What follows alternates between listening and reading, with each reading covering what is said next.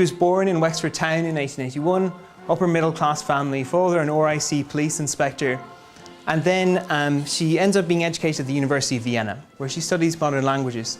She teaches English and lectures on the Irish literary revival. And one of her students was Ludwig Boltzmann, who's seen as the father of atomic physics. She taught him English.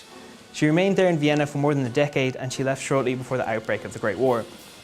So she was initially en route to the US, but when she arrived in London, basically the First World War started, and she couldn't get sea travel to the US.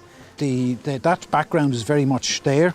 There is, as anybody who's read Cliffman of the West, there's a certain amount of Gaelic exaggeration, as was said this morning, Gaelic exaggeration in some of his stories. Some of the stuff is tongue-in-cheek about the animals in some cases, but generally it's man in conflict with the elements and with his surroundings. There's also a story in Irish, previously unpublished as far as I know, on Capel Bán. And the Capel Bán is the O'Flaherty's horse, and it's a very particular horse, and I think it's an interesting symbol of the fierce pride of the O'Flahertys and of The link with Arden was very, very strong all along, naturally enough, through his mother. His mother's people were bailiffs for the landlords of this island, the Digbys of Dublin. So you can imagine in the Ireland of the Land War and so on, that caused a few problems, especially when you were dealing with the likes of Inis Flaherty's father and stuff like that. You know, there was a clash, a big clash. This is a picture of Rose Cohn.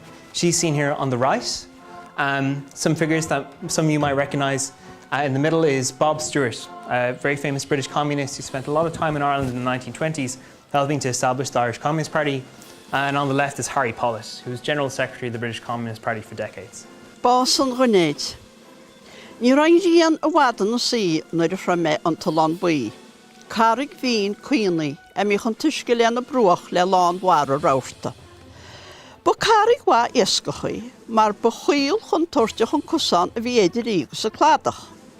Ní bhfuil áráid lai do bhallog, so héna haran chun cín nús na péiste faoi glúbhlísc le dal cho fada le. Ní choilehine ar a se go bhís nechaige a gháil an na lambuí. Mar sin héin, mar sin de fuiran tíos cet fáis.